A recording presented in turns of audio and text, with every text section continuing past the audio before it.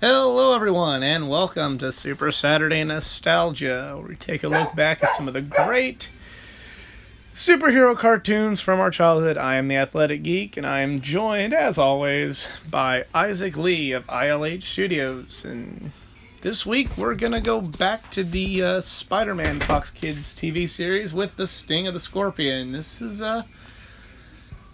it's just the introduction. All of the episodes of this first season are just kind of pretty much introducing you to somebody. That was what season one was pretty much all about, and then they built off of that come season two. But we can talk more about that here in a second, though. oh yeah, Scorpion's a pretty interesting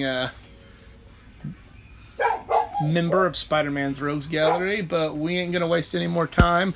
We're ready. Isaac's dogs are ready, if you can hear them in the background, and if you want to follow along with us, if you've got a copy of the DVD, or if there's still some kind of streaming service that this series is still on, if you want to follow along with us, pull up the episode and press play now.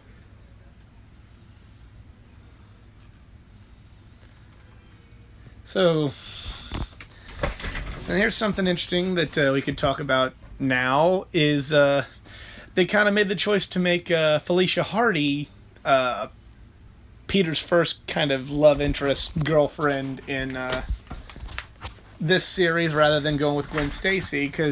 And this was my first real exposure to Spider-Man. I kind of was wondering when I started reading the comic, who, especially the early, Stan Lee, Steve Ditko stuff, like, who is this Gwen Stacy, and why isn't he dating Felicia? Like, what the hell's going on? I didn't know like that this was a creative liberty being taken with the series. Yeah, I was actually confused about that too.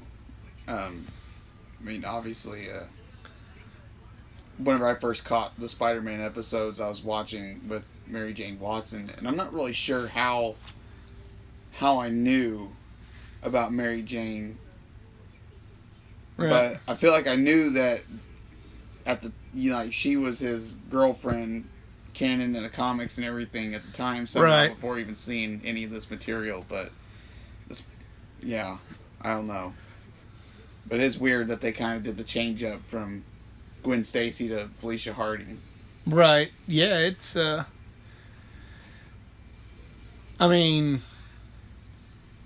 it makes sense within the context of how the series played out, but then again, it's kind of one of those, and then, and this was Saturday morning, cartoons. You could not do Gwen and then give Gwen the ending that she had in that show. You just can't do that in 90s Fox television. But you just kind of, as a child, didn't think nothing of it. As an adult, I'm kind of like, what would Gwen have been like on this show? So dead. Yeah, no, she wouldn't have been dead. They would have. They would have done something. We'll get to it in a later episode. But they find a way to essentially kill Eddie Brock off in this in this series. So yeah, that they could have done something, but that's just kind of my only thing I think of now. But here's you gotta still make a living off of being Spider-Man with that aspect of the character. If Peter was still a freelance photographer, in this day and age, would get like micromanaged so badly by the comic fans. They'd be talking about how like he's a terrible hero because he's using to make money off of it. It makes him a terrible person. There's going to be a section of that audience complaining about Spider-Man, Peter using Spider-Man to make money. And there's Ed Asner as J. Jonah Jameson Jr. But I feel like he does a real good job in this role. Oh, yeah. Yeah, I feel like, we mentioned last week with kind of maybe on the X-Men the animated series or Fox Kids X-Men that maybe the voice acting was not up to its potential, but and Trinket obviously agrees if you heard that barking in the background, but I feel, once again, as I mentioned this last week, you kind of see where they start to, I feel like, put more emphasis on the acting and the voice, more so the acting of the voice acting. Yeah. At least on the Fox Kids side of things, this was already, they're already winning Emmy Awards for the series and everything involved in it over at Warner Brothers at this time, but this was kind of where I feel like the Marvel cartoons kind of turned their corner in terms of at least acting. Yeah.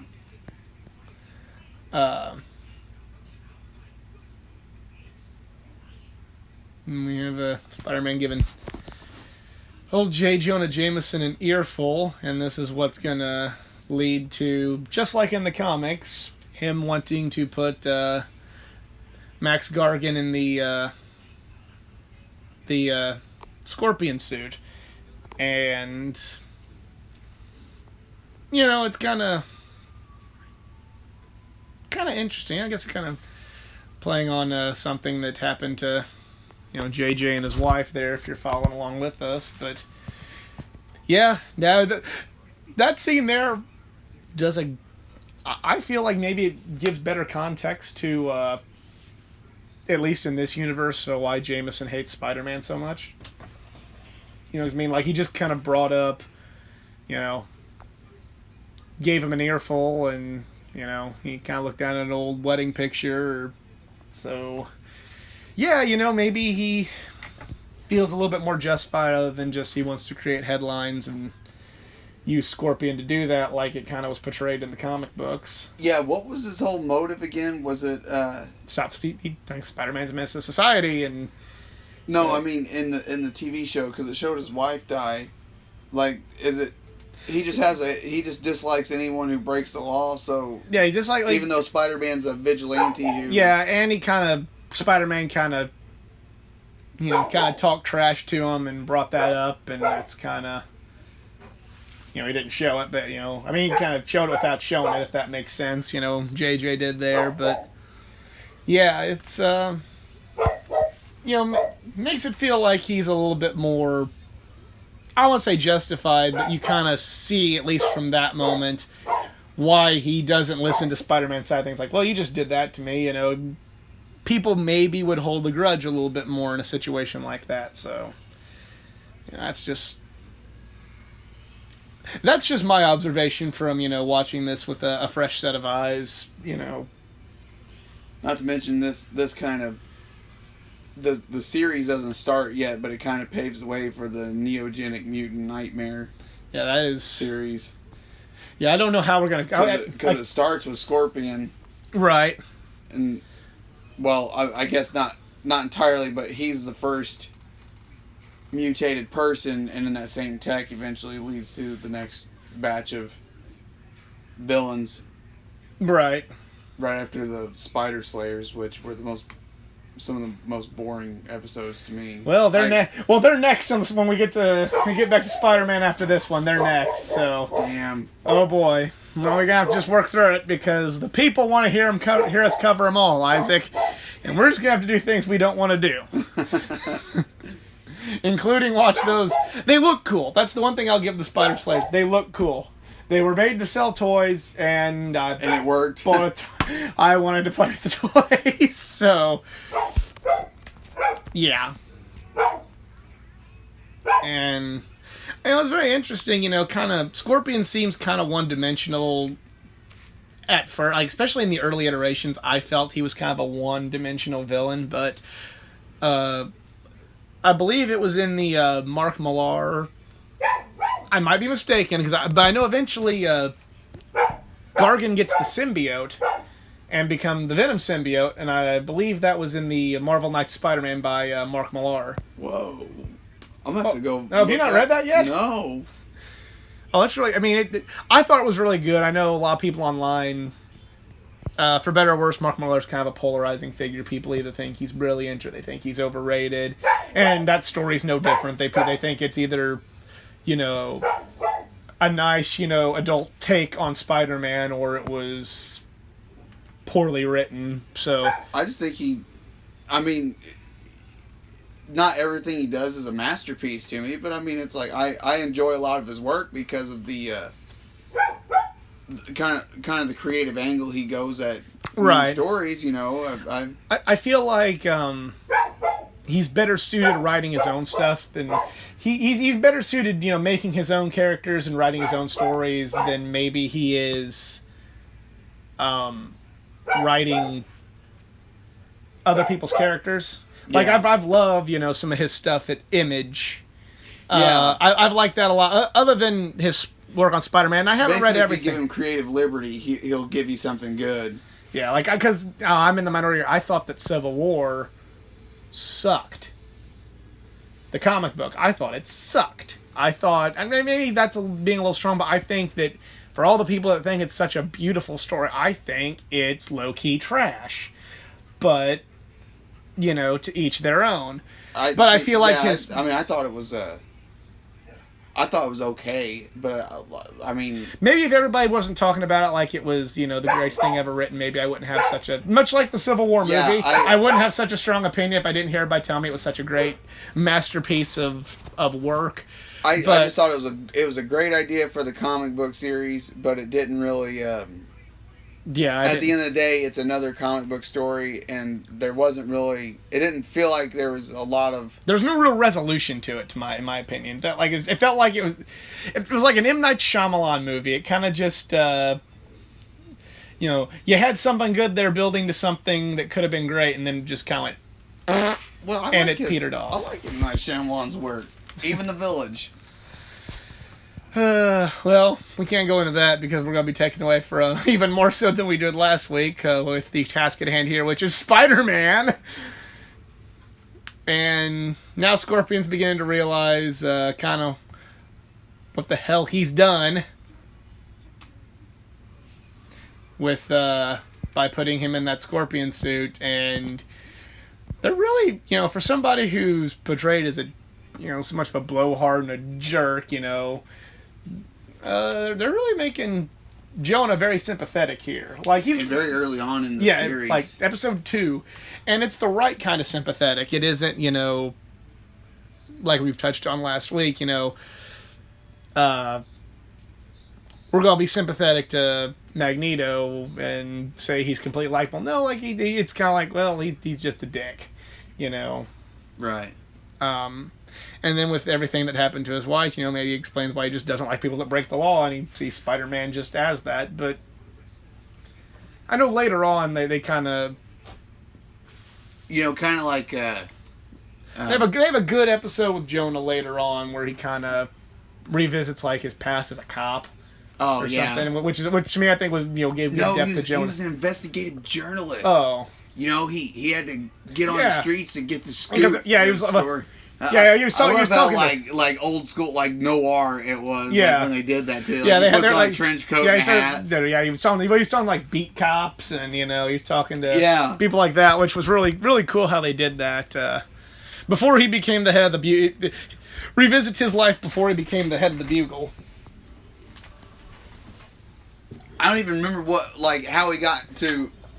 Oh, I didn't. Now I remember. We'll get to. There'll be something fun to cover when we get to it. Yeah. Save some for later. Oh, yeah. But, now Gargan's beginning to realize that his life's ruined, and Jonah's the one that caused it. So. Classic case of Frankenstein. Yeah.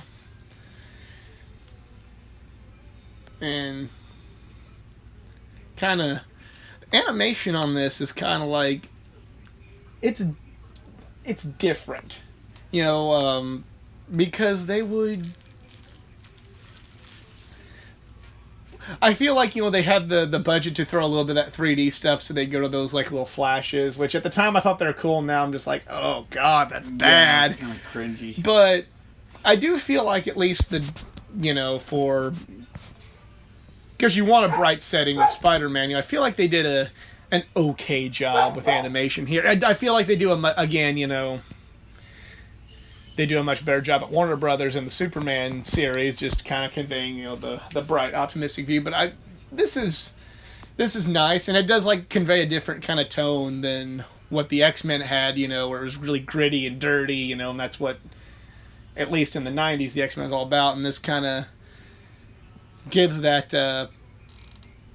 that feel that at least I have whenever I read Spider-Man. Spider-Man can go dark, especially, with like Craven's Last Hunt. That's a very, very dark Spider-Man book, but we'll talk more about that when we get to Craven. Right, but I mean, really, Spider-Man's stories as a whole, because Spider-Man's so... I'd argue he's one of the most relatable superheroes of any of them. He's a, ground level... if you got his powers tomorrow, you could potentially be Spider. That's the, most. You still got to worry about your bills, and you got to worry about relationships struggles in real life. Where Batman Spider-Man, I believe, is what we all, if we went through the same tragedy he went through, and then had the means to deal with it, we'd all like to think we would do what Spider-Man did. We wouldn't do what Batman did and just fall into this darkness, oblivion of wanting vengeance and justice and just letting it consume you. Well, all Spider-Man still feels like you want to be Spider-Man because he still tries to have a good outlook on life, despite everything working against him. He tries to still put a decent outlook out there, which is kind of what I feel of Spider-Man. Now, all characters are open to interpretation, and some interpretations may be completely wrong. Mine may be wrong, but yeah, that's how I see it. And Scorpion's gonna potentially cause a nuclear holocaust in New York right now. Well, that's everyday thing. Because radiation just makes you bigger and stronger, and some people it just kills them horribly. Yeah, it's just all there really is here. You either gain superpowers or you die. There is no middle ground in the Marvel universe. Well, at least in this universe, they've changed things now. Something that's